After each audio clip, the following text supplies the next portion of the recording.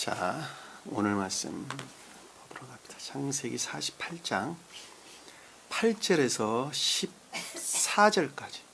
자, 수기자매님 8절에서 14절까지 수기자매님 이스라엘이 요셉의 아들들을 보고 말하기를 이들은 누구냐 하니 요셉이 그의 아들에게 말하기를 그들은 하나님께서 이곳에서 내게 주신 아들을 들으니이다 하니 야곱이 말하기를 내가 내게 청하니 그들을 내게로 드리니라 내가 그들에게 축복해 주리라 하더라.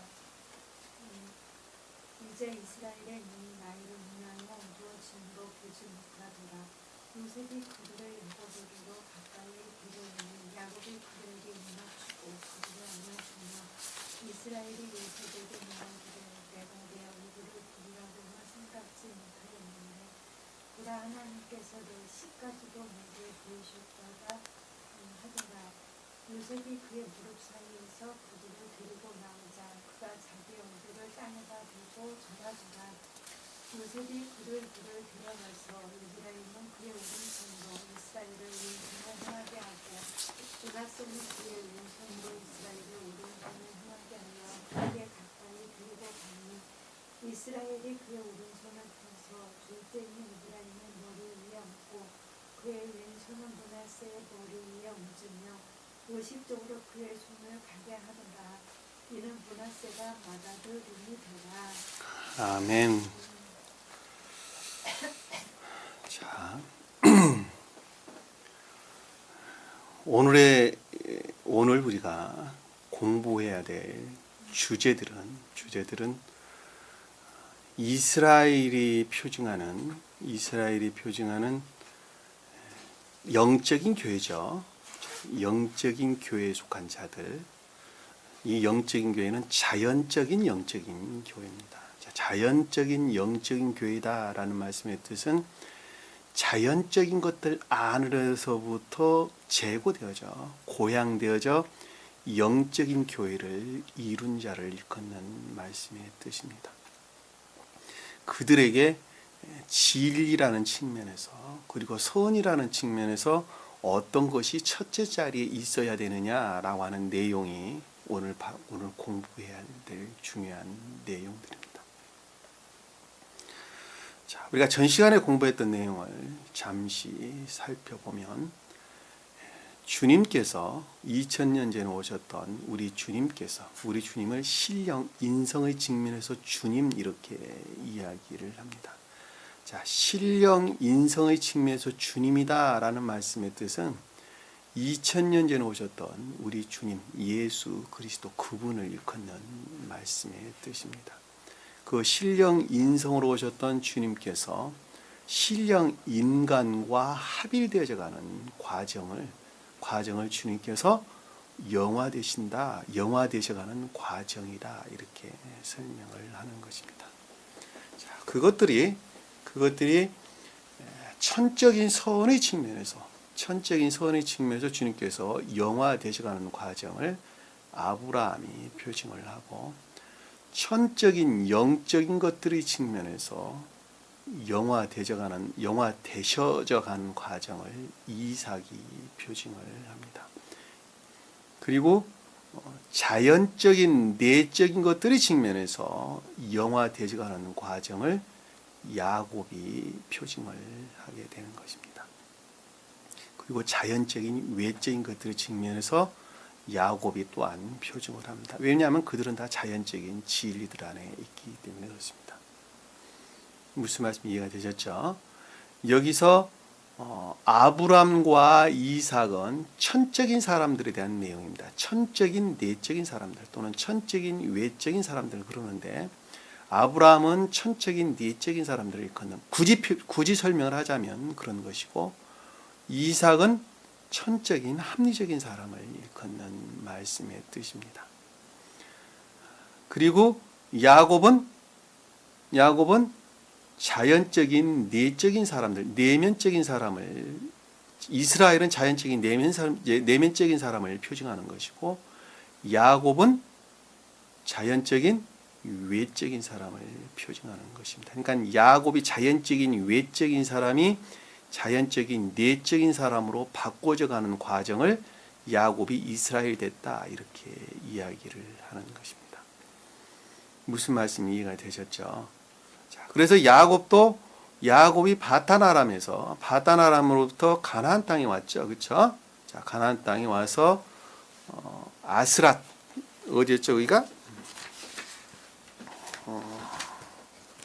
에브랏.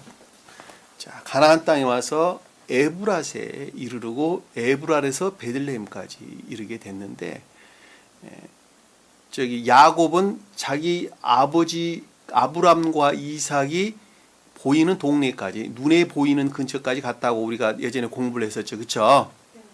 근데 여기서는 지금 베들레헴이란 말로 이름이 바뀌어져 나왔습니다. 다시 말씀드리면 야곱은 자연적인 내면적인 사람의 측면에서 중생하는 과정이 야곱이 예서를 피해서 바단 아람으로 가는 과정을 우리에게 설명되었고, 그리고 자연적인 외적인 것들의 측면에서 또는 감관적인 것들의 측면에서 딱 같은 말로 이해해 볼 수가 있습니다.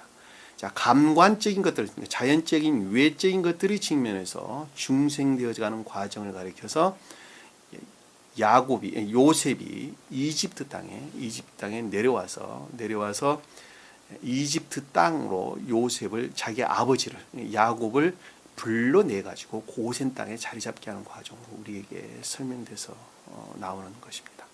그리고 우리가 전 시간에 공부했던 내용이, 야곱이 말하기를, 이스라엘이 말하기를, 내가 바단 아람에 있다가 가나안 땅 루스에서 하나님께서 나타나셨다 그랬죠, 그렇죠? 전능한 하나님께서 가나안 땅 루스에서 나타났던 자연적인, 영적인, 외적인 것들 측면에서 주님께서 현존에 계셨는데 그 현존에 계신 주님으로 말미암아 가나안 땅 근처에서 가나안 땅과 결합되어져 에브랏에 이르는 길에 라헬을 장사했다 이렇게 설명을 하고 있습니다. 다시 말씀드리면 영적인 교회를 이루었는데, 자연적인 외적인 것들의 측면에서 영적인 교회를 이루었는데, 그 영적인 교회에 속한 것들이 보다 더 내적으로 진전되어져 천적인 영적인 상태까지 이르렀는데, 그것을 에브랏 이렇게 이야기를 하는 것입니다.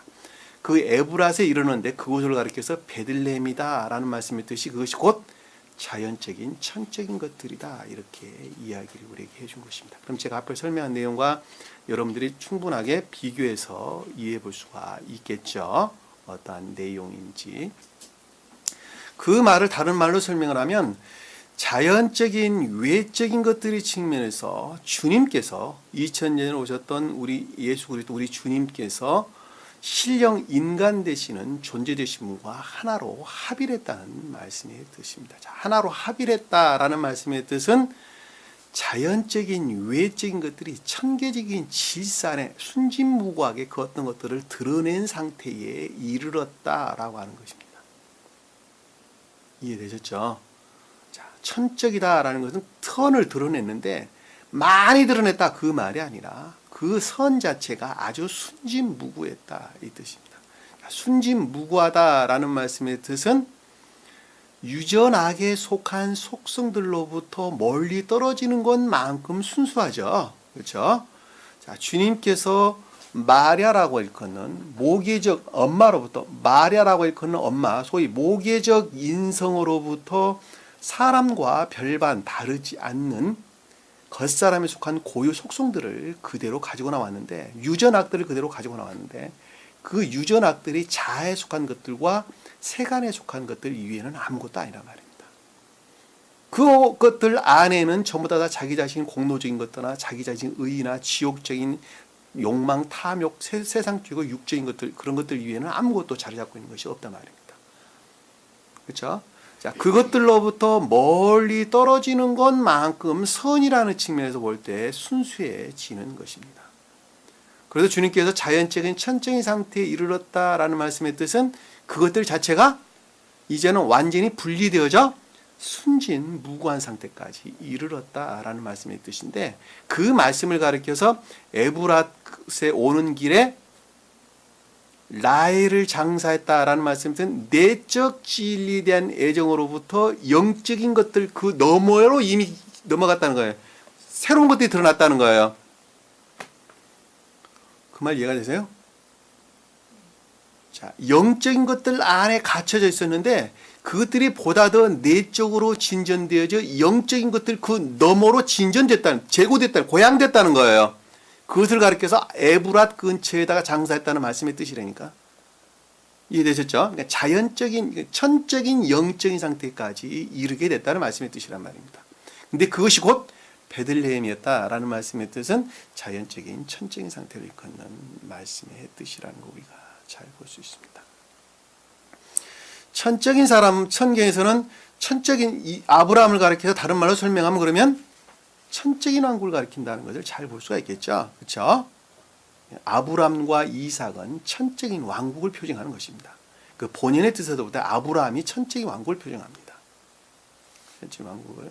그리고 이삭이 영적인 왕국을 표징하는데 주님 자신으로 볼 때는 이삭까지 포함해서 천적인 왕국을 가리키는 것입니다.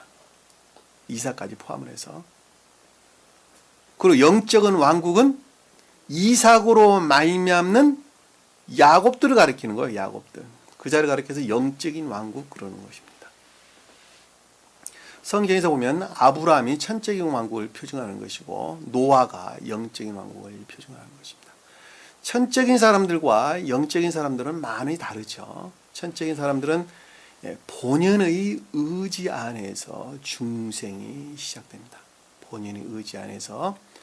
그리고 영적인 사람들은 이해라는 영역 안에서 중생이 이루어지게 됩니다.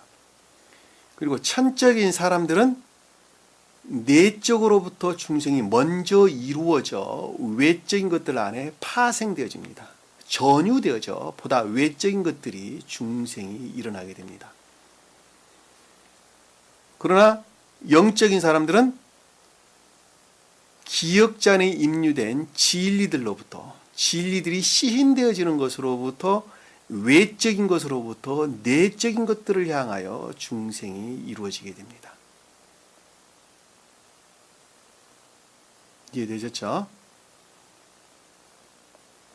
자, 천적인 사람들은 본연의 의지 안에 주님께서 직접적으로 임류를 하게 됩니다. 그러나 영적인 사람들은 간접적인 임류에 의해서 중생이 이루어지게 됩니다. 또 천적인 사람들은 그 본인의 의지에 속한 선들로부터 진리들이 무엇인가라고 하는 것을 밝히 하는 지각 가운데 있습니다. 그러나 영적인 사람들은 합리적 총명 가운데 진리들이 무엇인가라고 하는 것을 이해하는 합리적 총명 가운데 있게 됩니다. 지각하는 것과 합리적 총명 가운데 있다는 말하고는 완전히 의미가 다릅니다. 천적인 사람들은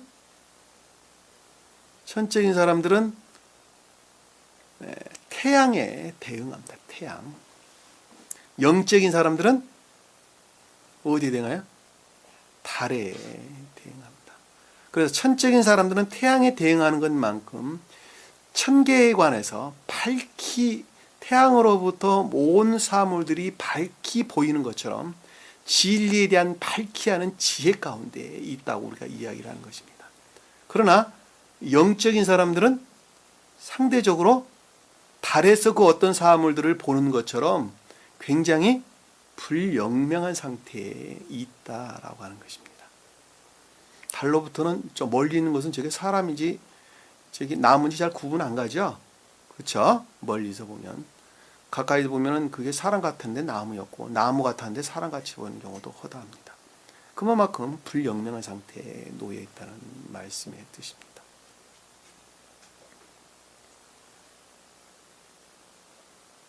또 무엇을 우리가 이야기해 볼 수 있을까요? 또 무엇을? 천적인 사람과 영적인 사람들. 뭐 대충 생각나는 거는 그 정도인 것 같습니다. 자, 천적인 사람들은 머리에 대응하죠. 머리에, 우리 헤드, 우리 머리에 대응하고, 영적인 사람들은 몸통에 대응을 합니다. 몸통에. 자, 천적인 사람들은 심장에 대응을 합니다. 심장에. 영적인 사람들은 어디 대응해요? 어디 대응해요? 폐장에 대응합니다. 폐장에.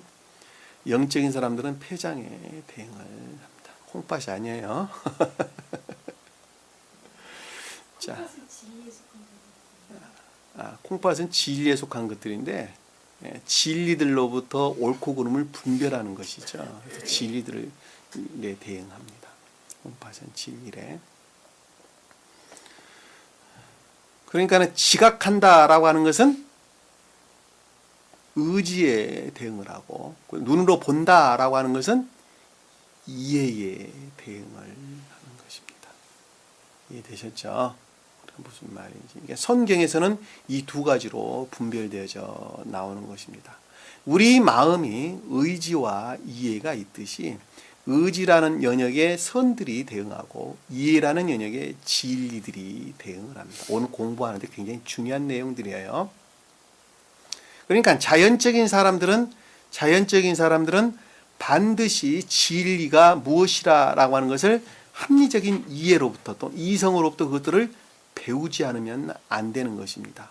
왜냐하면 주님으로 말미암는 생명이 간접적으로 임유되기 때문에 그렇단 말입니다. 간접적으로 임유되기 때문에. 그래서 배우는 것으로부터 우리가 진리들이 뭐라는 것을 알게 되고, 아는 것으로부터 잉태되는, 그러니까 믿는 것으로부터 잉태되어져 삶으로부터 어떤 선들을 드러내게 되는데, 그것을 가리켜서 교회에 속한 자다, 이렇게 그와 같은 가운데 있는 사람들을 가리켜서 교회에 속한 자다, 이렇게 이야기를 하는 것입니다.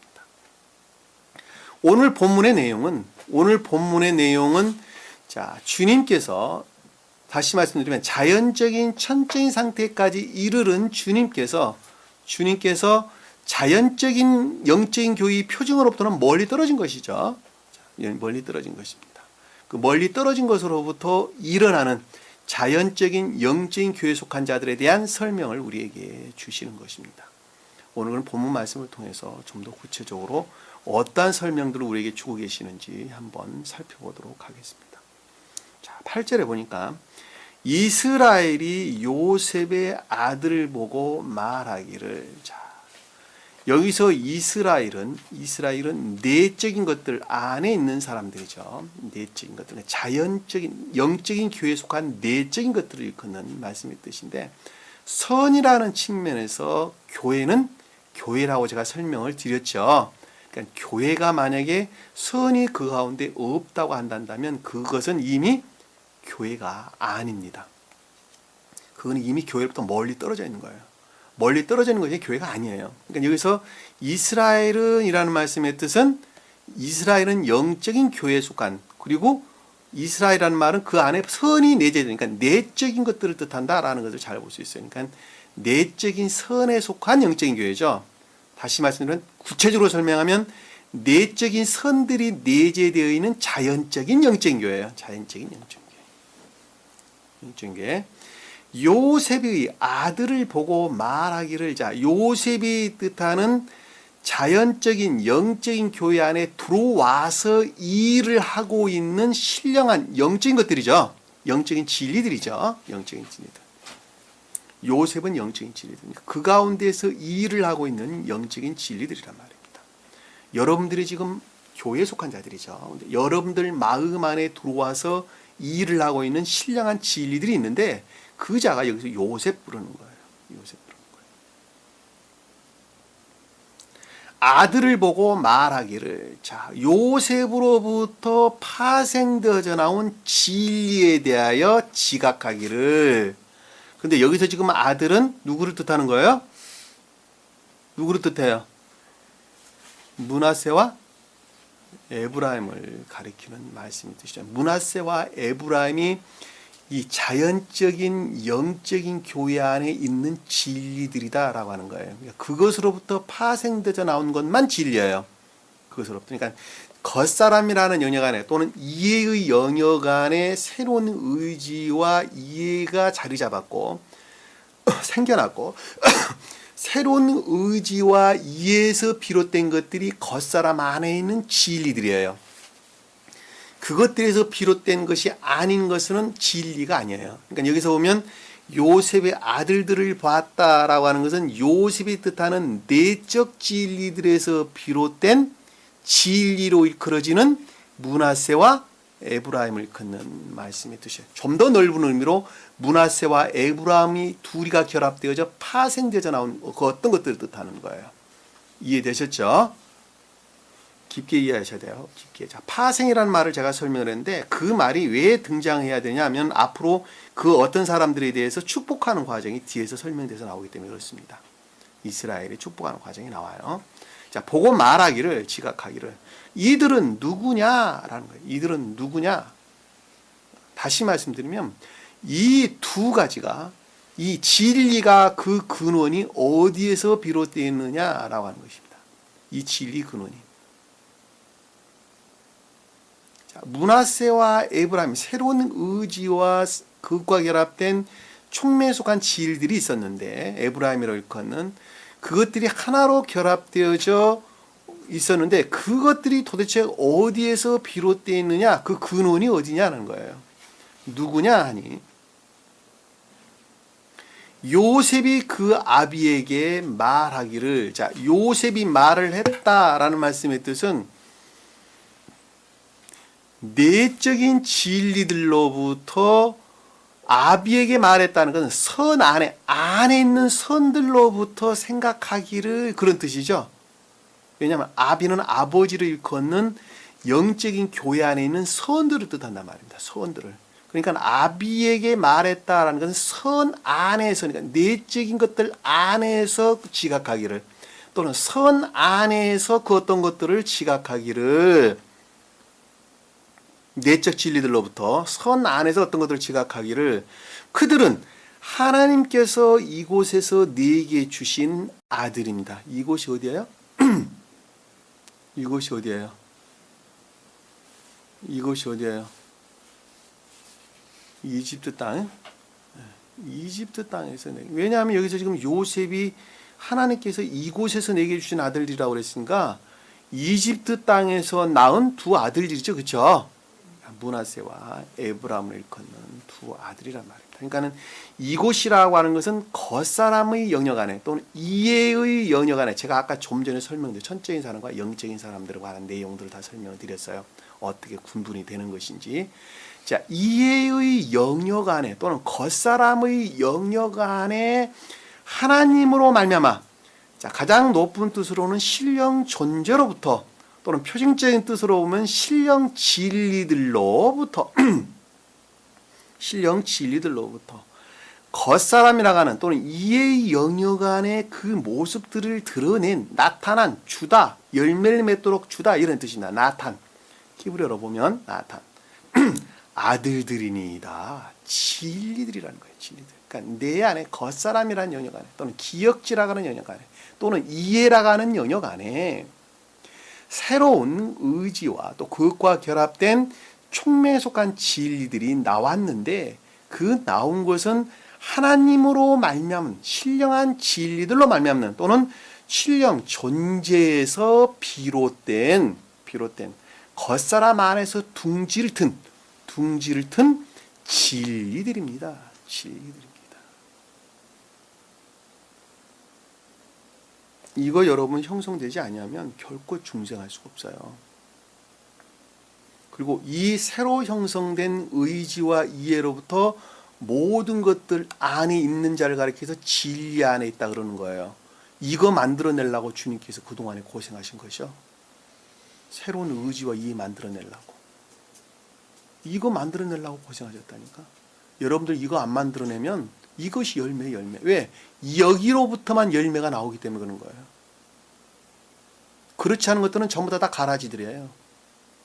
새로운 의지와 결합된 총명적 진리, 소위 말하면 이 총명적 진리들에서 비롯된 것들 이외에는 열매가 하나도 아니에요.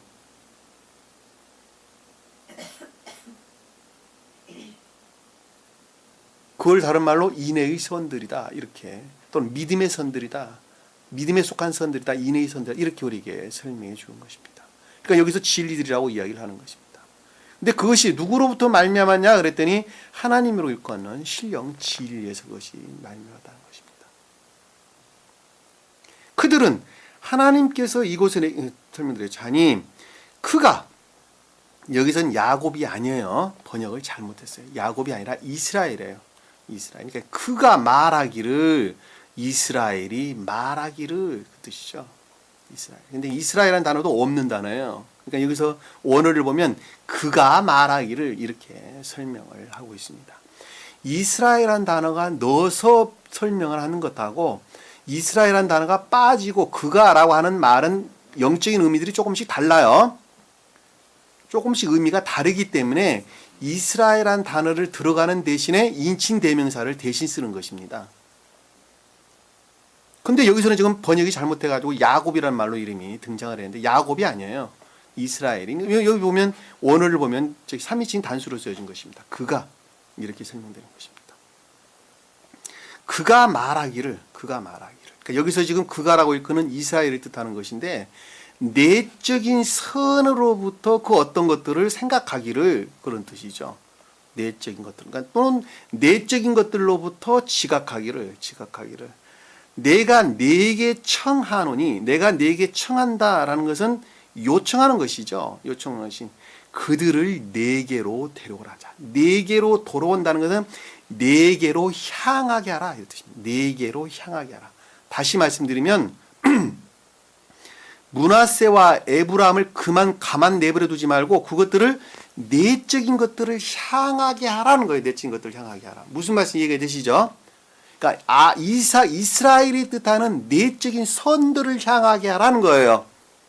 왜냐하면 므낫세와 에브라임은 외적인 것들 안에서 형성된 것이고 이스라엘은 영적인 교회에 속한 내적인 것들을 가리키기 때문에 그러는 거예요. 이해가 되셨죠? 무슨 말씀인지. 만약에 여기서 므낫세와 에브라임이 이스라엘이 뜻하는 내적인 것들을 향하고 있지 아니한다면 그것은 아무런 쓸모가 없는 거예요. 그러니까 네게로 향하게 하라. 다른 말로 순종케 하라. 영적인 것들에 복종케 하라. 그 뜻이라니까.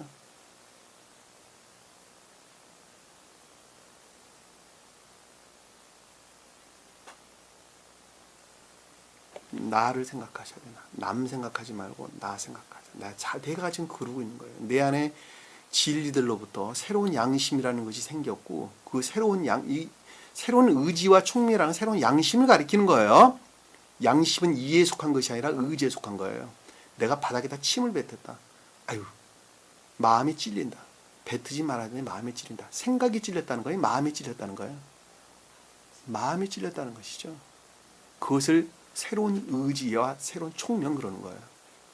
그 새로운 양심에서 비롯된 생각들을 가리켜서 에브라임 그러는 거고 양심을 가리켜서 므낫세 그런단 말이에요. 내가 가다가 나도 교통신호 아주 잘 위반을 합니다만은 신호를 위반했다. 마음이 찔렸다. 내 양심의 가책을 받는 것이죠. 자연적인 사람들이 갖는 양심의 가책과 영적인 사람들이 갖는 양심의 가책은 달라요. 영적인 사람들이 갖는 양심의 가책은 진리들로부터 말미암는 거예요. 진리들이 가르침이 그러하지 아니하였는데 왜 내가 신호를 위반했을까요? 양심의 가책. 도덕적인 사람들이 느끼는 양심은 뭐예요? 도덕적 양심이에요. 도덕적 양심. 전혀 의미가 달라요. 전자에 속한 자는 진리들로에서 비롯된 양심 안에 있는 것이고 후자에 사는 자는 도덕적인 것들, 자연적인 진리들 안에서 비롯된 양심 안에 있는 거예요. 그 자연적인 진리들은 나면서부터 터득된 기억기 지식들로부터 형성된 것들입니다.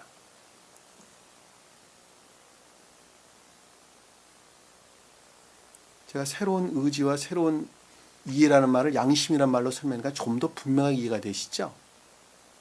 그러는 거예요. 아니 진리가 이렇게 하라고 하지는 않았는데 내가 깜빡 잊고 이것을 했네. 내가 깜빡 잊고 또 죄를 졌네. 진리들로부터. 내적 진리에서 비롯된 양심들. 그 양심을 가리켜서 여기서 새로운 의지와 총명 이렇게 이야기를 합니다. 하나야 하나. 같은 말이에요. 근데 양심이라는 말을 두 가지로 분별을 하다 보니까 새로운 의지다. 그것과 결합된 새로운 이해다라고 우리가 설명을 하는 것입니다. 그러니까 네 개로 향하게 하라는 말씀의 뜻은 새로운 의지와 새로운 이해에 속한 총명에 속한 진리들이 반드시 내적인 것들을 향해서 있어야 된다는 것입니다. 이해하기 쉽죠? 이해하기 쉽습니다. 자, 내가 그들에게 축복해 주리라 라는 말씀의 뜻은 그래야만이 결합이 이루어진다는 것이죠. 자, 그래야만 축복은 바라크. 무릎을 꿇다 이런 뜻인데 복이란 단어하고 같은 단어입니다. 복. 그러니까 축복이라는 말은 주님과의 결합을 일컫는 말씀의 뜻입니다. 자, 주님과 결합되어지는 것으로부터 앞에 이제 아래에 흘러나올 48장 후반절하고 49장에 흘러나올 내용들은 그 양심으로부터 비롯된 자연적인 진리 안에 있는 자들이 갖가지 성품들이 있는데 그것들을 가리켜서 12아들들이 표징하는 것입니다.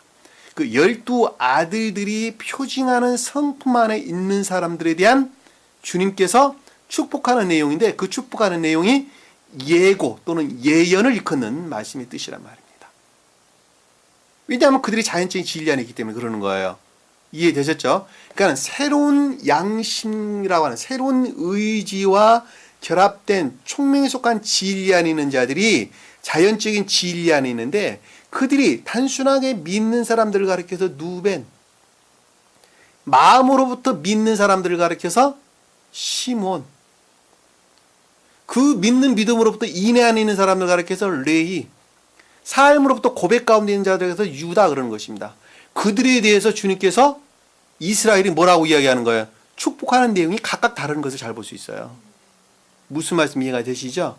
그리고 그들에게는 단순하게 진리에 대한 믿음 가운데 있는 자들에게는 앞으로 어떻게 될 것이다. 그리고 마음으로부터 믿는 자들에게는 어떻게 될 것이고 어떤 것들을 너희가 극복하지 않으면 이렇게 될 것이다. 설명돼서 나오죠. 단에 대해서 설명하고 각가지 그 12 자기 아들에 대해서 설명하는 내용이 나오는데 그 자들이 자연적인 진리, 소위 말하면 내적 진리에서 비롯된 자연적인 영적인 교회에 속한 사람들이 각각의 성품에 대해서 주님께서 축복, 결합에 의한 예언에 대해서 우리에게 설명해 주고 있다는 것입니다. 왜냐하면 그들에게는 이미 결합이 되어 있는데 결합되어 있는 것을 바꾼 것들은 그들이죠. 그렇죠? 주님께서는 우리에게 이미 결합되어 있어요. 그럼에도 불구하고 바꾸는 것은 내가 바꾸는 거예요. 여러분들 분명히 이해하셔야 돼요. 주님이 날 이렇게 만들었냐? 그게 아니라니까. 내가 그래서 그렇게 만들어진 거예요. 내가 그러하기 때문에. 내 성품이 그러하기 때문에 그렇게 되는 거예요. 그러니까 내 성품이 만약에 그와 같은 상태에 있다 한다면 너희가 단순하게 이해라는 영역에서 진리만 믿고 있다고 한다면 너는 이렇게 될 것이다. 누벤에 대해서 주님께서 예언하시는 것입니다. 이스라엘이 예언하는 거예요. 그 내용이 49장 이하에서 쭉 설명돼서 나오는 것인데 그때 우리가 구체적으로 좀 더 살펴보도록 하겠습니다. 계시록에서는 7개에 대해서 우리에게 설명해 주고 있죠. 그렇죠? 같은 궤도에서 이해해도 아무 상관없는 것입니다.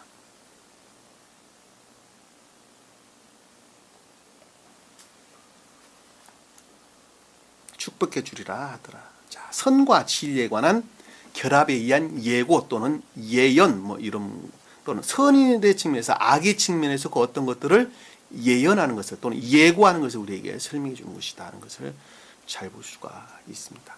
자, 10절에 보니까 이제 이스라엘이 눈이 나이로 인하여 어두워졌다. 자, 이스라엘이 눈이 나이로 인하여 어두워졌다라는 것은 이스라엘이 이제 죽을 때가 됐다는 것이죠. 그래 안 그래요? 저는 눈 시력이 많이 나빠졌는데 시력이 많이 나빠진 건 뭘 뜻하죠?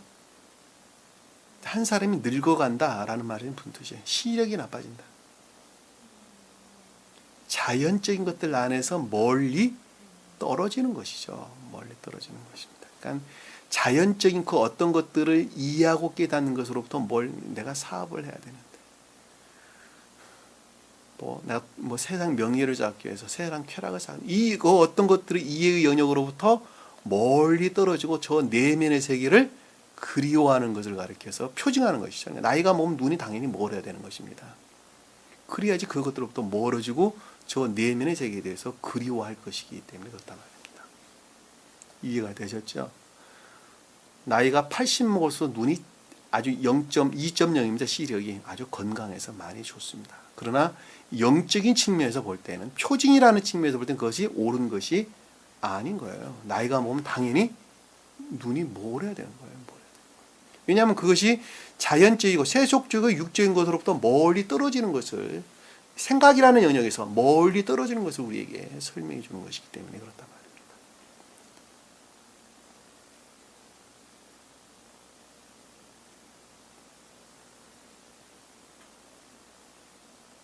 그러니까 여기서 이스라엘의 눈이 나이로 인하여 어두워졌다라는 말씀의 뜻은 이스라엘이 뜻하는 자연적인 영적인 교회, 소위 말하면 영적인 교회라는 측면에서 볼 때에 주님께서는 더 이상 그 어떤 것들 안에 머물러 있지 않다는 것이죠. 표징이 끝났다는 거예요. 표징이 끝났다. 그 말 이해되세요? 자, 표징이 끝났다는 말의 뜻은 영적인 것들 그 너머에 가 이미 있기 때문에 더 이상 영적인 것들이 주님을 표징할 수가 없는 상태에 이르렀다라고 하는 것입니다. 제가 처음에 공부할 때 나정치하고 지금 나정치는 같아요, 틀려요? 완전 다르다니까. 처음에 나정치가 뜻했던 그 사람하고 지금 뜻하는 나정치가 뜻하는 것하고 완전히 의미가 다르다니까요. 근데 처음에 나정치를 보듯이 지금 저를 보고 있단다면 성경을 그래서 잘 이해 못하는 거예요. 완전히 사람이 달라요. 영은자매는 이 진리 안에 나오기 전에 영은자매님과 지금 영은자매님은 완전히 다른 사람이라니까. 겉모습은 똑같은데 속모습은 완전히 달라요. 수기자매도 마찬가지. 그네. 그러니까 이스라엘이 뜻하는 영적인 교회를 더 이상 표징될 수가 없다는 거예요. 그러니까 표징할 수 없다라고 하는 말씀의 뜻은 그 다음 그 어떤 것들이 있다는 말하고도 똑같아요. 있다는 말하고. 아브라함이 나이를 많이 먹어서 죽을 때가 됐다라는 말씀의 뜻은 아브라함이라는 입장에서 볼 때는 천적인 사원의 상태까지, 천적인 사람으로 뭐예요? 고향됐다는 말씀의 뜻이죠. 그것으로부터 그 다음 것에 이르는 이삭이 뜻하는 천적인 영적인 교회의 시작을 가리키는 것입니다. 이해되셨죠? 무슨 말씀인지? 그러니까 천적인 사람들은 속 사람으로부터 먼저 중생이 이루어진다라는 말씀도 똑같은 말씀의 뜻이에요. 속 사람이 천적인 상태에 이르는 것으로부터 천적인 영적인 것들이 중생이 다시 시작되는 것입니다. 왜냐하면 전유되는 것으로부터 중생이 이루어지기 때문에 그러는 거예요. 위에서 아래로 흐르기 때문에 그래요. 위에서 아래로. 이해되셨죠? 무슨 말씀인지? 그러니까 이삭이 중생이 이루어지는 것으로부터 야곱이 그 다음에 중생이 시작되는 것입니다. 그런데 아브라함이 이삭 낳기 전에 죽었어요? 낳아놓고 죽었어요? 말도 안 되는 질문이죠. 그렇죠? 이미 이삭은 성장하고 있는 거예요. 그리고 아브라함은 천적인 교회를 이루고 그리고 이삭이 영적인 교회를, 천적인 영적인 교회를 이루어가는 것입니다. 천적인 영적인 교회를 이룬 이삭이 야곱 낳기 전에 죽었어요? 그럼 야곱이 태어나지도 않았죠. 야곱이 낳기 전에 아버지가 죽었는데 어떻게 태어납니까? 이미 낳아놓고 죽은 거예요. 낳고 잘 성장하고 있는데 죽은 거예요. 여기도 똑같아요. 자연적인 존재라는 측면에서 볼 때 주님께서 이스라엘의 야곱이 뜻하는 신령 자연적인 존재가 되셨는데, 다른 말로 설명드리면 그 신령 자연적인 존재로 말미암는 진리들로부터 자연적인 영적인 교회에 속한 자들에 대한 설명인 것을 우리는 잘 볼 수 있단 말입니다. 이해되셨죠? 무슨 말씀인지? 그러니까 여기서 지금 이스라엘의 눈이 나이로 인하여 어두워졌다라는 말씀의 뜻은 이스라엘은 두 가지 측면에서 설명해 볼 수 있는데, 하나는 주님의 입장에서 보면 더 이상 표징할 수 없는 상태에 있다는 것을 뜻하고, 다른 말로 뜻하면 자연적인 영적인 교회에 속한 자들에 대한 설명인 것을 우리는 분명하게 이해해 볼 수가 있단 말입니다. 그렇죠? 이거 굉장히 어려운 말이에요. 내가 공부할 때 유일하게 체크해 놓은 부분이 이 부분이에요. 도대체가 무슨 말인지 이해를 못 하겠더라고요. 왜냐하면 스웨덴부리 사도는 아무 말도 설명이 없어요. 더 이상 표징이 없다. 표징이 종말, 요 말 이외에는 아무것도 설명이 없습니다. 표징이 종말됐다. 그래놓고 아무것도 설명이 없다니까요.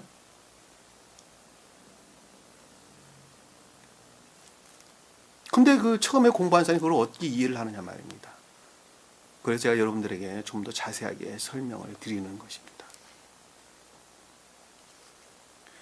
눈이 나이로 인해 어두워졌다라는 것은 이스라엘의 입장에서 볼 때, 자연적인 영적인 교회에 속한 자들의 입장에서 볼 때는 그 천적인 사람들에 비해서 상대적으로 불영명한 상태에 있다. 근데 이 어둡다라는 말씀인데 카바드, 그 본연의 뜻에 보면 풍부한 이런 뜻입니다. 풍부한. 그러니까 전자의 측면에서 설명하고 있는 거예요. 이해되셨죠? 그러다 반대로 보면은 영적인 교회에 속한 사람들 입장에서 보면 상대적으로 불영명한 상태를 가리킨다라고 하는 걸 잘 쓸 수 있어요. 그러니까 카바드라는 단어가 풍부하다, 무겁다, 비중이 크다, 열성적이다 이런 뜻입니다. 원어를 보면. 그러니까 반대의 뜻으로 보면 이스라엘이라는 측면에서 볼 때는 자연적인 영적인 교회 측면에서 볼 때는 상대적으로 불영명한 상태를 일컫는 말씀의 뜻인데, 제가 예배 시작하면서 서두에 여러분들에게 말씀드렸던 천적인 사람들은 태양에 대응하고 영적인 사람들은 달에 대응한다고 제가 설명을 드렸죠. 자, 그 말씀을 지금 여기에서 설명해 주는 것입니다. 자, 보지 못하더라라는 것은 지각 가운데 있지 못하다, 신중하지 못하다 이런 뜻입니다. 그러니까 지각 가운데 있지 못하다, 제가 설명드렸죠. 천적인 사람들은 지각 가운데 있으나 영적인 사람들은 합리적인 총명 가운데 있다. 제가 이렇게 설명을 드렸습니다. 그러기 때문에 이 본다라는 것은 라흐, 서로부터 그 어떤 것들을 지각하는 것을 일컫는 말씀의 뜻입니다. 근데 여기서 지금 보지 못하더라라는 말씀의 뜻은 지각 가운데 있지 못하다는 말씀의 뜻입니다. 요셉이 그들을 야곱에게로 가까이 데려오니, 자, 원어를 보면 요셉이라는 단어가 없습니다. 그가 그들을, 그 자체, 그 자신을 이런 뜻입니다. 그러니까 두 아들을 가리키는 거예요. 그러니까 요셉이 뜻하는 내적 진리들에서 비롯된 것들을, 근데 그들이라고 일컫는 그 자신을 가리키는 므낫세와 에브라임을 그에게로 가까이 데려오니, 야곱이 아니에요. 그에게로, 그가 누구예요 여기서? 이스라엘. 번역을 또 야곱이라고 해놓으니까 헷갈리는 거예요. 이스라엘에게로 가까이 데려오니, 자, 이스라엘에게 가까이 데려왔다라는 말씀의 뜻은 내적인 것들 안에 그것들이 현존해 있다는 것이죠. 그래 안 그래요? 자, 요셉이 뜻하는 영적인 진리들에서 비롯된, 또는 내적인 진리들에서 비롯된 두 아들들이, 그러니까는 새로운 의지와 총명에 속한 진리들이 이스라엘에게 가까이 왔다라는 말씀의 뜻은 이스라엘이 뜻하는 내적인 것들 안에 현존해 있었다는 것이죠. 그렇죠? 현존해 있었더니 야곱이 그들에게 입맞추고 그들을 안아주면, 이 단어, 야곱이라는 단어 없는 단어예요. 그러니까 이 번역을 하면서 이런 없는 단어들을 집어넣으니까 영적으로 이해하는데 굉장히 헷갈리는 거예요. 왜냐하면 야곱을 집어넣으면 말이 안 되는 거예요. 여기서 주제에 일치하지가 않아요. 전혀.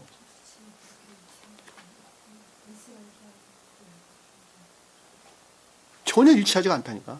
여기서 야곱이 없어요. 그가예요. 그가라는 단어도 없어요. 사실 그들에게라는 단어도 없어요. 무엇만 있냐? 입맞추고 안아주더라. 요것만 있어요. 그러니까 내적인 것들 안에 내적인 것들 안에 현존해 있었는데, 그 현존해지는 것들이 입맞추고 안아주는 상태에 있었다는 거예요. 입맞추다라는 말씀의 뜻은 뭐예요? 애정들을 뜻하는 것이죠. 애정들. 예? 남녀간에 입맞추는 거 왜 입맞춰요? 사랑하니까. 진리에 대한 애정 가운데 있었다는 말씀이죠. 진리에 대한 애정 가운데. 몸을 끼워놨다. 무슨 뜻일까? 선에 대한 애정 가운데다. 선에 대한 애정 가운데 있었다. 응? 살과 살이 닿는다. 선에 대한 애정 가운데 있다는 말의 뜻이고, 입맞추었다라는 것은 진리에 대한 애정 가운데 있었다라는 말씀의 뜻이란 말입니다.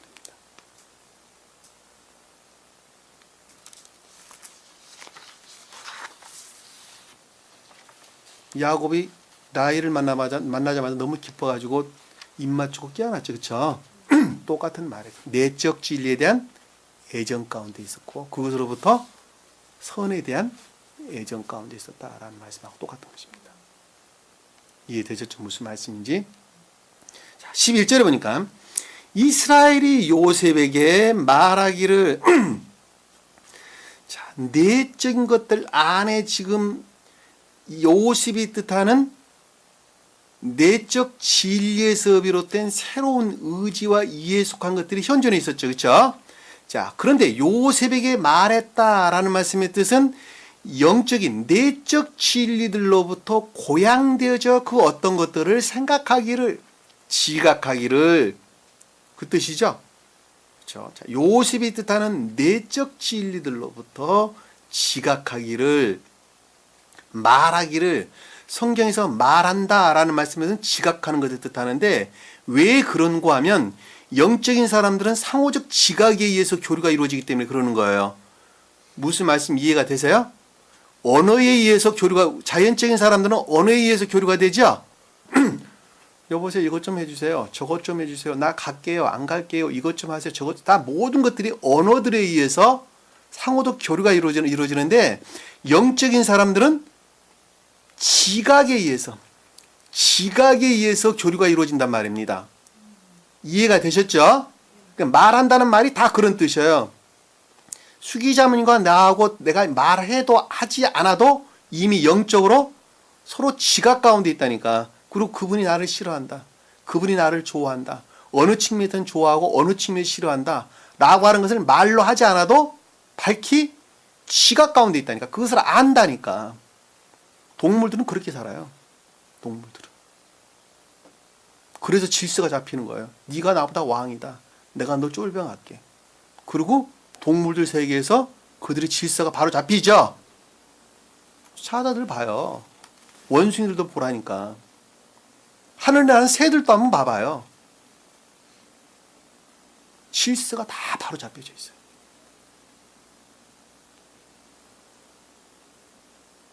성경에서 말씀하시기를, 말한다라고 하는 그 어떤 내면적인 지각을 뜻하는 것인데, 그것이 교류에 의해서 일어나는 것입니다. 그러니까 지각한다는 말은 내적 교류에 의한 상호적 작용인 것을 우리는 잘 볼 수가 있단 말입니다. 그래서 성경에서 말하는 복음서에도 마찬가지예요. 주께서 말씀하시기를, 주님께서 뭐라고 가르쳤다는 말이 아니라 주님이 뜻하는 신령 진리에서 비롯된 그 어떤 것들로부터 지각하기를. 이해되셨죠? 왜냐하면 예수 그리스도 그분은 진리로 오셨기 때문에 그러는 거예요. 새로운 교회를 서시하려면 진리가 있지 않으면 도저히 새로운 교회가 서시될 수가 없어요. 그러기 때문에 주님께서는 인성으로 이 땅에 오셨는데 뭐하러 오셨느냐? 진리를 가리키려고 진리로 오신 거예요. 그것을 인자가, 그래서 인자란 말이 그 뜻이에요. 사람의 아들 그러는데, 사람을 안드로포스, 교회에 속한 진리들을 일컫는 거예요. 교회에 속한 진리 안에 있는 사람이 성경에서 다 사람의 사람.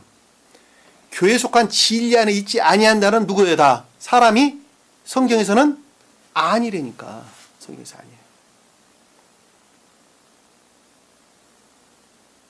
그리고 그것들이 가르침 가운데 있는 자를 가리켜서 제자 그러는 것입니다. 제자.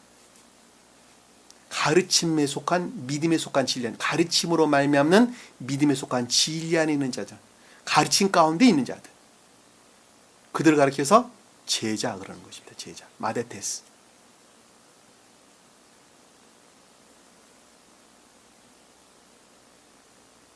그럼 우리가 복음서 어떻게 이해해야 되는 것이 잘 알 수 있어요. 이 말 여러분들에게 설명드리면 복음서 웬만하면 다 푸셔야 돼. 왜냐하면 주님께서는 인자는 신령 진리고 성원을 뜻한단다. 그것들이 가르침으로부터 그 어떤 것들을 지각하기를, 그것들이 가르침으로부터 그 어떤 것들을 주각하기를. 누가 지각한다는 거예요? 제자들이. 여러분들이 제자 아닙니까? 주님의 제자 아니에요? 가르침 가운데 있는, 믿음 안에 있는 자들 아닙니까? 믿음에 속한 진리하는 자가 그 가르침으로부터 그 어떤 것들을 지각하기를, 그리고 옮겨가는 거예요. 여기서 이 동네, 저기서 저 동네. 그리고 병 고치는 것을 치료하는 것입니다. 뭐를 치료하는 거예요? 내 안에 있는 악과 거짓들이 치료되는 과정이란 말입니다. 그리고 동네를 옮겨 다니는 것은 상태의 변화를 우리에게 설명해 주는 것입니다.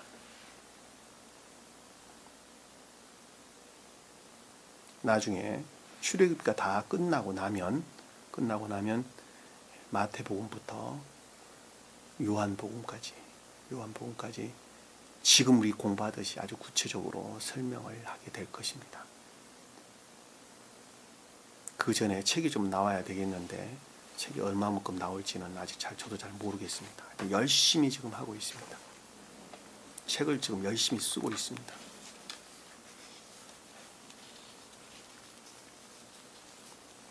요셉에게 말하기를 영적인 진리들로부터 또는 내적인 진리들로부터 그 어떤 것들을 지각하기를, 교류에 의해서 지각하기를, 내가 내 얼굴을 보리라고 생각지 못하였는데, 자, 주님의 자비를 기대하지 않았다는 것이죠. 그렇죠? 이 얼굴은 가장 높은 뜻으로 주님의 사랑을 뜻하는 것이죠. 그러니까 사랑을 뜻하는데 그 말은 교회라는 측면에서 볼 때는 임유된 자비를 가리키는 것이죠. 그렇죠? 교회 안에 임유된 자비를 가리킵니다. 그리고 사람의 입장에서 볼 때는 애정을 뜻한다라고 하는 것을 잘 볼 수가 있단 말입니다. 그러니까 주님의 사랑에 대해서 희망이 전혀 없었는데, 그 뜻이죠. 얼굴을 보리라고 생각지 못하였다라는 것은 요셉이 뜻하는 내적 진리들로부터 사랑을 전혀 기대할 수가 없었는데, 자포자기 상태에 있었는데, 누가 그랬어요? 제가 그랬었고 우리 자매님들이 그랬었다니까. 지금 자포자기 상태에 있었는데 사랑을 전혀 기대할 만한 희망의 상태에 있지 못했는데 보라, 하나님께서 하나님께서 내 시까지도 내게 보이셨다. 그럼에도 불구하고 하나님으로 가장 높은 뜻으로는 신령 존재되신 분께서, 표징적인 뜻으로 보면 신령 진리들에서 비롯된, 신령 진리는 신령 인간에서 말미암는 것입니다. 그러니까 신령 인간으로 말미암는 신령 진리들로부터 이제는 내 씨라고 하는 인애의 선들이나 믿음의 선들을 이게 무엇인지 지각 가운데 있게 하셨다는 거예요. 지각 가운데 있게 하셨다. 이 보이다라는 건 라하, 선으로부터 그 어떤 것들을 지각하는 것을 뜻하는 것입니다. 주님의 입장에서 설명하기 때문에 이렇게 설명이 되는 것입니다. 자, 하나님께서 내 시까지도 내게 보이셨다는 것은 제라, 인애의 선들이나 믿음의 선들이 무엇인가 하는 것을 지각할 수 있는 상태까지 이르렀다고 하는 것입니다.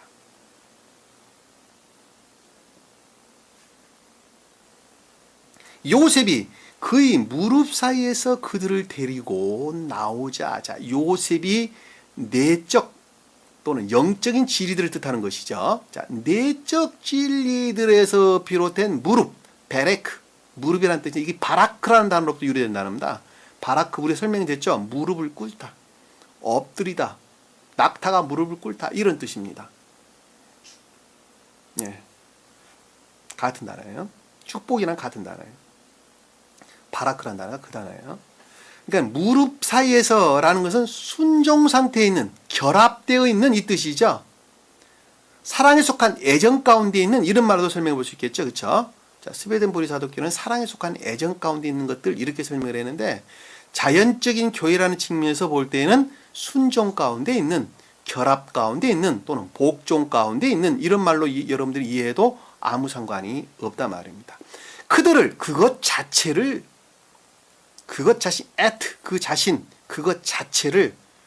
제가 이상한 발음하고 오는 건 다 히브리어나 헬라어 말하는 거, 영어 말하는 거 아니에요. 그것 자체를, 그 자신을, 이런 뜻입니다. 그러니까 새로운 의지와 문자적인 뜻에서 보면 총명에 속한 진리들이죠. 그렇죠? 이해 안에 있는 총명에 속한 진리들을 뜻합니다. 그것들을 데리고 나오자라는 것은 진행하다, 나아가다 이런 뜻이에요. 결합을 가리키는 단어가 아니에요. 야차. 그것들로부터 진행하여 나아가다, 발행하다 이런 뜻입니다. 자연적인 것들 측면에서 나아가다, 진행하다, 발행하다 이런 뜻이에요. 발행하다. 근데 그 뒤에 나온 말이 무슨 말이냐 그랬더니 그가 자기 얼굴이 다 없는 단어예요. 괜히 집어넣어가지고 헷갈리지 마세요. 땅에 대고 절하더라. 코를 땅에 대었다. 그리고 엎드렸다 이 뜻입니다. 땅에 에레츠 땅이 뭐라 그랬어요? 땅이 뭐라 그랬어요? 자, 교회라 그랬죠. 교회에 속한 겉사람이라 그랬죠. 다른 말로 설명하면 근데 대고라는 단어가 아프, 콧구멍, 숨 쉬는 곳 이런 뜻입니다. 그리고 절하다라는 것은 샤하, 낮추다 이런 뜻입니다. 낮추다, 굽히다 이런 뜻입니다. 샤하. 그럼 무슨 뜻일까? 그럼 이 말을 풀으면 무슨 말이 되는 거예요? 이 말을 풀으면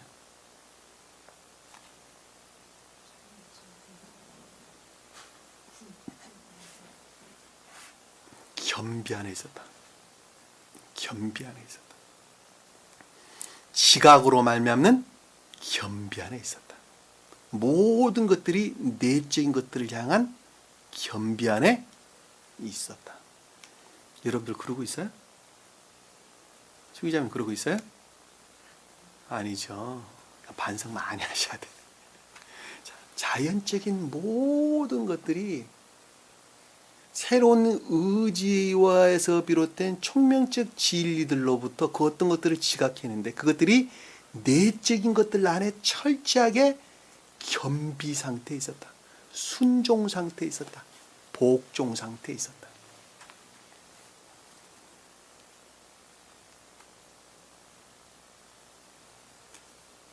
(13절) 보니까 요셉이 그들 둘을 데려다가라는 라카흐 취하여 누구를 취했냐 그랬더니 둘을 취했다라는 것은 둘이 결합되어 있다는 말의 뜻이죠.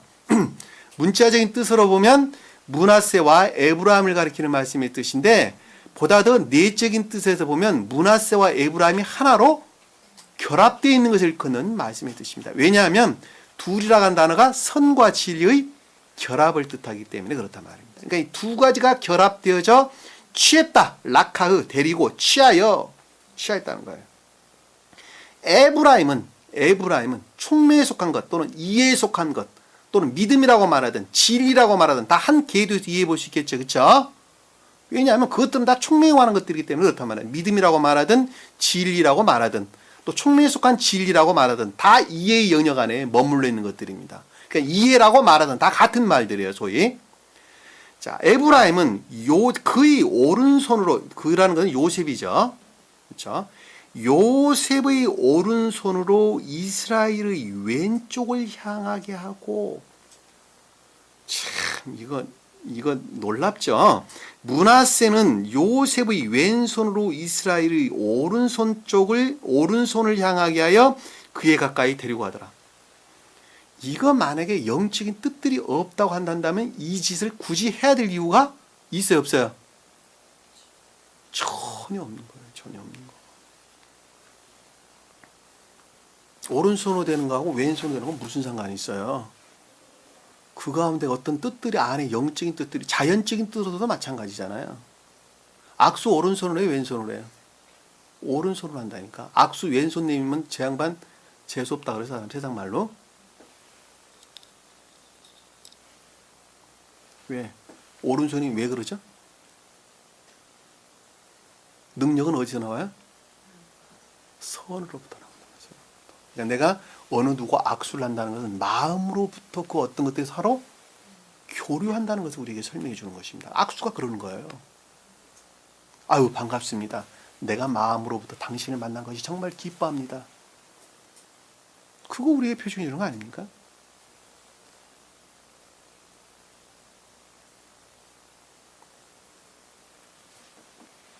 요셉의 오른손이다라는 것은 내적 진리에서 비롯되는데 그것이 선에 속한 능력으로 말미암았다는 것이죠. 그렇죠?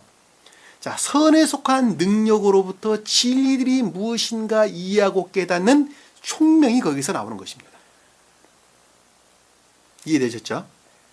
근데 그것을 이스라엘의 어디에 뒀다 그랬어요? 왼쪽에 두었다라는 말씀의 뜻은 둘째 자리에 있다는 것이죠. 둘째 자리에. 둘째 자리에. 왜냐하면 왼손은 이의 영역에 해당되기 때문에 그러는 거예요. 성경에서. 무슨 말씀 이해가 되세요? 오른쪽에 있는 자들은 의지라는 영역의 선 안에 있는 자들을 표정하고, 왼쪽에 있다라는 말씀의 뜻은 이해라는 영역의 믿음 안에 있는 자들을 일컫는 말씀의 뜻이란 말입니다. 오른쪽에 있는 양들과 왼쪽에 있는 염소도 똑같은 말의 뜻이에요. 그러니까 오른쪽에 있는 양이라는 것은 선 안에 있는 자를 일컫는 말씀의 뜻이고, 왼쪽에 있는 염소들은 단순히 믿음 안에 있는 자들을 일컫는 말씀의 뜻이에요. 믿는 믿음이 진리에 대한 믿음이에요. 개신교 지금 카톨릭이나 개신교 그들이 믿는 믿음 가리키는 거 아니에요. 이 새 예루살렘이라고 하는 교회 안에 머물러 있으나 그럼에도 불구하고 진리들을 단순하게 그냥 믿고 있는 자들을 가리키는 거예요. 교리를 단순하게 믿고 있는 자를 가리키는 거예요. 대부분이 다 그런 사람들이에요. 대부분이 다. 여러분들 동영상 통해서 공부하는 사람 다 똑같아요.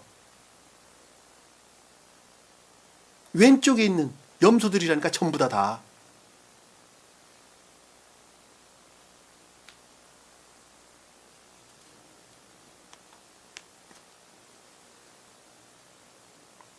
요셉의 오른손으로. 요셉의 오른손으로. 내적 진리에서 비롯된 선으로 말미암는 능력으로부터 총명들이 나온다라는 말씀이 뜻이에요. 그러니까 선이 없이는 총명이 둘째인 총명이 나올 수가 없다니까. 그래서 이스라엘이 왼쪽을 향하겠다 이렇게 얘기하는 것입니다. 왜? 이스라엘의 왼쪽이 믿음 안에 있는 자들, 진리 안에 있는 자들을 일컫는 말씀의 뜻이기 때문에 그렇단 말입니다. 이해되셨죠? 무슨 말씀인지. 그리고 므낫세는 요셉의 왼손으로, 요셉이 왼손이라는 것은 진리들로부터 말미암았다는 것이죠. 선들이. 그래요, 안 그래요? 요셉의 왼손이다라는 것은 요셉이 뜻하는 신령한 진리들로부터 새로운 의지에 속한 선들이 비롯됐다는 거 아닙니까? 그랬더니 오른손을 향하여 그에게 데리고 가더라. 이스라엘이 오른손에 두었다라는 것은 그것을 첫째 자리에 두었다라는 말씀의 뜻이랍니다. 첫째 자리입니다. 중생한 자들은 인의 선들이 첫째 자리에 있고, 총명에 속한 진리들이 그 첫째 자리로 말미암아 둘째 자리에 자리를 잡는다는 거예요. 무슨 말씀 이해가 되시죠? 그러니까 내가 선 안에 있는 것만큼만 그것의 총명이 비롯되는 거예요. 진리가 뭐라는 것을 안다는 말을 내가 수도 없이 설명을 드렸는데 그 말도 여기서 설명하고 있는 말하고 전혀 다를 바가 없단 말입니다. 그러니까 영적인 교회에 속한 자들은 진리 안에 있는 자들이 아니라 어디 있는 자들이야? 선 안에 있는 자들이에요. 그 선 안에 있는 자가 진리에 대한 총명 가운데 있게 되는 것입니다. 그래서 인의 선들을 첫째 자리에 두게 되는 것이고 총명을 둘째 자리에 두게 되는 것입니다. 고대 노아가 표징하는 고대 교회에 속한 모든 사람들은 다 이 상태에 있었어요. 이것이 천계의 질서에 지극히 일치한 거예요. 일치한 거.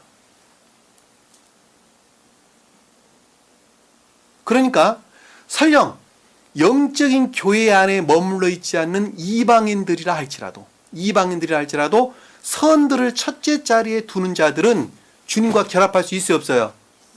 있다니까. 그래서 있는 거예요.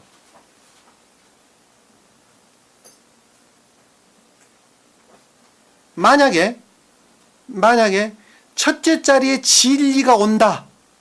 그러면 어떠한 사태가 발생을 하느냐? 이단 사설에 빠지게 되는 것입니다. 이단 사설에. 그때 이단 사설에 빠지는 거예요. 왜 그런고 하면 진리는 이의 영역의 겉사람으로 들어와요. 다시 말하면 외적으로 들어온단 말이에요. 외적으로. 무슨 말씀 이해가 되세요? 이해의 영역에 합리적 이성으로 이해할 수 있는 이해의 영역으로 임류가 된다니까 진리들은. 그런데 인의 선들은 어디로 들어와요? 마음으로, 내면적인 마음으로 임류된단 말이에요. 그러니까 내 내면적인 마음이 선 안에 있지 아니하고서는 선들을 지각할 수 있어요, 없어요? 없다니까. 전혀 지각할 수 없는 거예요. 그러니까 만약에 진리 안에 머물러 있다라는 말씀의 뜻은 상대적으로 보면 선이 내 안에 없기 때문에 선에 대해서 수도 없는 것들을 만들어낸다니까? 그래 안 그래요? 그러니까 지금과 같이 교회에 나가서 예배 드리는 것을 주님께 예배 드린다고 말하고 저기 아프리카 오지 가서 선교하는 것을 주님을 사랑한다고 이야기하고 갖가지 것들을 만들어낸다니까. 왜냐하면 선에 대한 것들을 모르기 때문에 그러는 거예요. 왜? 그것들이 내면적으로 임류되기 때문에 이해의 영역에 결코 와 닿지가 않는 거예요.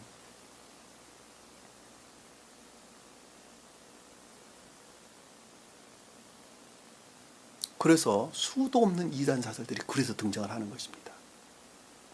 주님께서는 복음서에 뭐라고 우리에게 설명해 줬어요? 복음서 마태복음 복음서 보면은 교회 종말에 대해 설명하기를, 야, 많은 거짓 선지자들이 나와가지고 내가 그리스도다라고 너희들에게 가르칠 것이다. 그랬죠? 그들이 말하는 게 다 진리라고 말하죠? 한번 봐요. 켈빈이 말한 것을 그들은 진리라고 말하고, 문선명이가 말한 것을 그런 진리라고 말하고, 하나님 교회도 있고 여호와 증인도 있고 안식일 교회도 있고 워치마리 신학도 있고 갖가지 교들이 다 나오잖아요. 왜? 선이 무엇인지 모르는 데서 파생된 이단사들인 것을 우리는 잘 볼 수 있단 말입니다.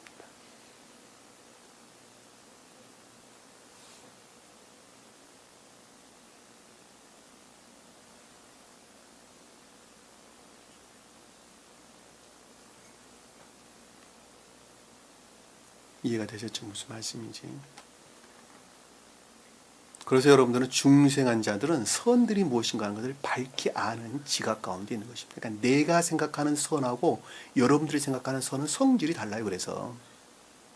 그러니까 내적인 것들 안에 철저하게 복종하라. 그 말씀의 뜻이 여러분들이 나가 진리를 말하고 있다 한다면 내 말에 반드시 복종해야 되는 거예요. 왜냐하면 나는 그 선들로부터 진리만 말할 것이기 때문에 그렇단 말입니다. 내가 하나님이란 말이 아니에요. 여러분들이 저와 같이 영적으로 성장을 하게 되면 저보다 훨씬 지혜 있는 자로 성장한다니까. 훨씬 더 지혜 있는 자로 성장하는 거예요. 끝도 없이 가르쳤잖아요. 무한한 증대가 있다고. 주님께서 무한하신 분이기 때문에 무한한 증대가 그 가운데 있는 거예요. 여러분들과 저는 하나도 다를 바가 없어요. 똑같아요. 어떤 측면은 훨씬 더 악해요, 제가. 그러니까 반드시 제 이야기 들으셔야 돼요. 왜? 나는 땅의 말을 하지 않을 것이기 때문에 그러는 것입니다. 하늘의 말만 할 것이기 때문에 제 이야기 들으셔야 돼요. 내가 만약에 땅의 말을 하고 있다면 나는 이미 악한 자죠. 이런 말도 주님께서 허락하지도 않았어요. 처음부터. 자, 14절에 볼게요. 14절에 보니까 이스라엘이 그의 오른손을 펴서 둘째인 에브라임 머리 위에 얹고 이렇게 설명했어요. 반대로 설명했죠. 그렇죠? 자, 여기서 이스라엘은 자연적인 영적인 교회에 속한 자들은, 그렇죠? 자연적인 영적인 교회에 속한 자들은 오른손을 펴서 둘째인 에브라임 머리 위에 얹었다라는 말씀의 뜻은 에브라임이 장자 역할을, 첫째 되는 역할을 대신한다는 것이죠. 대신한다는 것. 왜 그렇게 해야 되죠?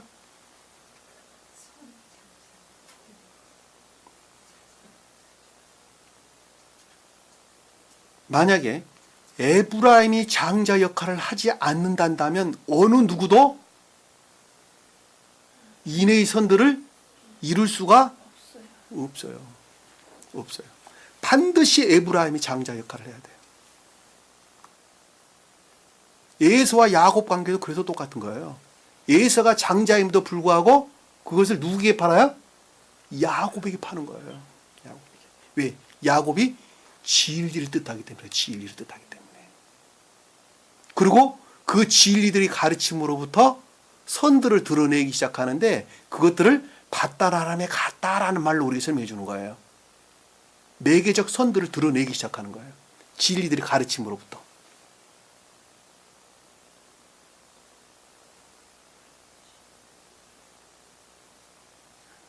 그 매개적인 선들을 드러내지 아니하면 그 다음 것들로 결코 진전될 수가 없어요. 왜?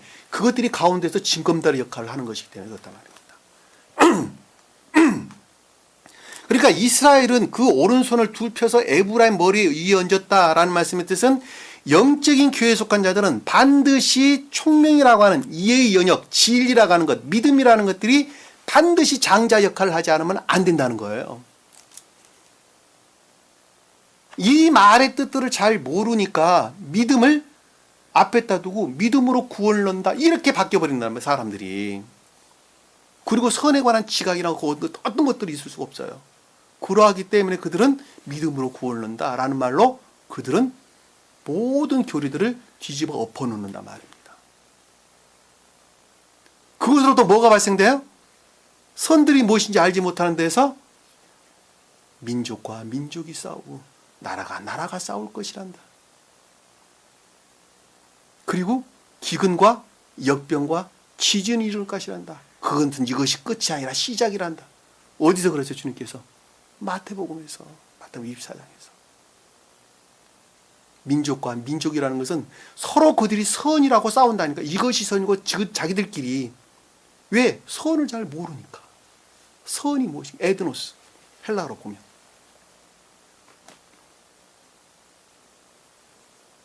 선이 무엇인지 몰라. 주님으로 말미암는 진리에서 비롯된 인해의 선들이 무엇인지 몰라요. 왜? 내적으로 임유되는 것이기 때문에. 그러하기 때문에 그들은 서로 자기들이 하는 것이 선이라고 다투어 싸운다니까. 이것이 선입니다. 저것이 선입니다. 그리고 각가지 선들을 만들어내서 싸운단 말입니다.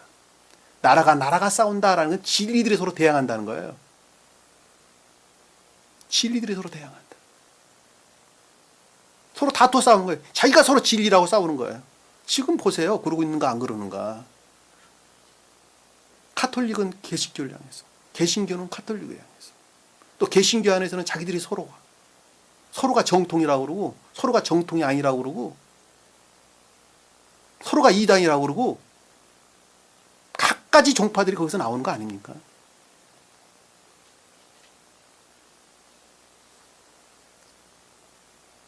기근이라고 하는 뭐예요? 기근, 역병, 지진 그 다음에 등장하는데 교회의 황폐 상태를 일컫는 말씀의 뜻인 것을 우리가 잘 볼 수 있단 말입니다. 지진이 나오는 것은 그것으로부터 교회가 완전히 상태가 뒤바뀌어져 있는 것을 우리에게. 왜? 땅이 흔들렸다는 건 교회가 뒤바뀌어 있다는 것이죠. 지진은 땅에서 일어나죠. 하늘에서 일어나나요? 땅이라니까. 그러니까 교회라는 측면에서 볼 때 겉사람이 완전히 뒤바뀌어져 있는 상태로 바뀐다는 말의 뜻이라니까. 지금 다 그러고 있잖아요. 지금 다. 성경 놀랍잖아요. 그럴 수밖에 없게 돼 있다니까. 그러니까 주님께서는 오시지 않으면 안 되는 거예요. 그래서 진리로 오셨다 그런 거라서. 왜? 교회를 다시 세워야 되니까. 그것을 새로운 기독교의 형성에 관한 내용이 복음서에 기록되어 있는 내용인 것을 잘 볼 수가 있습니다. 그리고 에브라임 위에 그의 왼손을 므낫세의 머리 위에는 그의 왼손을 므낫세의 머리 위에 얹었다라는 것은 그것이 둘째 자리에 있게 된다는 말씀의 뜻이란 말입니다. 언제? 중생하기 이전에는 그렇게 된다는 말씀의 뜻이에요. 다시 말씀이면 천계의 질서에 그것은 일치하지 않아요. 일치하지가 않는 거예요. 뒤바뀌진 질서에 있는 뒤바뀌는. 어디가 질서에 일치한 거예요? 앞에 13절 마지막 절이 천계의 질서, 13절의 내용이 천계의 질서에 일치한 것입니다. 여기서는 천계의 질서에 일치하지 않는 것입니다. 의식적으로 그의 손을 가게 하더라 라는 말씀의 뜻은 그것이 그렇게 될 수밖에 없다는 것이죠. 다른 성경에서는 손을 엇갈렸다 이렇게 설명했는데 그것들이 뒤바뀌어져 있는 질서 가운데 있었다. 이 말로 우리가 이해해 볼 수 있단 말입니다.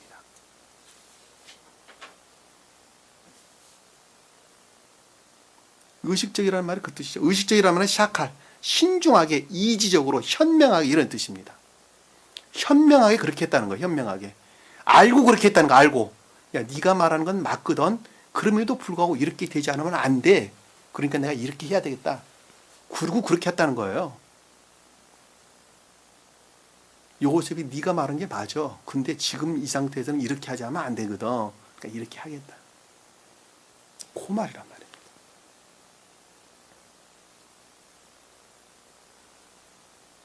므낫세가 맏아들이기 때문이라는 것입니다. 자, 그래야만이 그것이 첫째 역할을 중생할 때 하게 될 것이기 때문에 그렇다는 말입니다. 이해가 되셨죠? 무슨 말씀인지.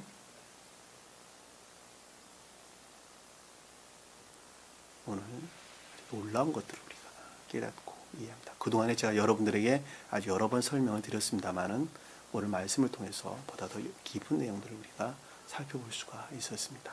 오늘 주신 말씀 마음속에 깊이 각인하시고 다른 사람 내용이 아니라 다 내 자신에 관한 내용입니다. 자기 자신의 이정표가 지금 어디에 있는 것인가 다시 한번 깊게 조명해보는 귀한 시간 되기를 원합니다. 자, 기도합니다. 사랑해 주님, 오늘 주님께서 저에게 귀한 말씀 주신 것 참으로 감사드립니다. 저희들이 까마득히 잊어버리고 있던 것들을 새로 발견한 것처럼 너무 기쁩니다. 주님, 이제는 이와 같은 것들을 나 자신을 깊게 조명해 보는 것으로부터 다시 한번 점검해 보는 귀한 시간 될 수 있도록 축복해 주옵소서. 남은 시간도 주께 함께 해주시면 있사오며 예수님 이름으로 기도드립니다. 아멘. 주기도문합니다.